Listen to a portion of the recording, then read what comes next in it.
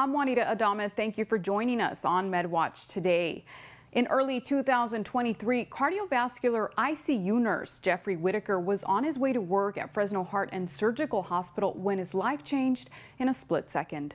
The accident happened at 11 o'clock at night, January 14th. Jeffrey was in a car accident that left him paralyzed. And I remember trying to do this motion and I couldn't move. And then the next thing I remember was waking up in a hospital bed. And it was just like the movies where the faces would come over me and try to talk to me and try to tell me, can you hear me? Can you move this? Can you move that? Needing a higher level of care, Jeffrey was taken to Community Regional Medical Center, the only level 1 trauma center between Bakersfield and Sacramento. God bless them, they saved my life. After spending 2 months at Community Regional and undergoing multiple surgeries, Jeffrey was admitted to a rehabilitation center and eventually went home. But after a few days, something still didn't feel right. I was only home for 4 days and developed a urinary tract infection, and then I got sent to Clovis Community. They treated me for my infection, and then they were going to send me home, but I didn't feel comfortable going home.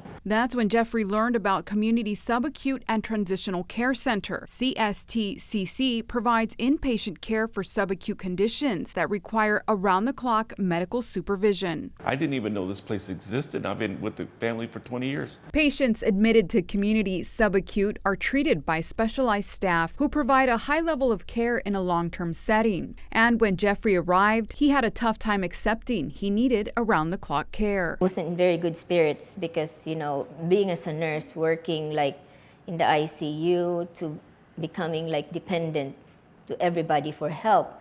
So his spirits were down. Physical therapist Michelle Makiso and occupational therapist Tejaswini Thakur worked with Jeffrey when he arrived. He needed maximum assist times 2 people to get out of bed, to sit up at the edge of the bed. Jeffrey said when he arrived, he felt hopeless and convinced himself there was nothing anyone could do to help him heal. My mental state, I just wasn't in it.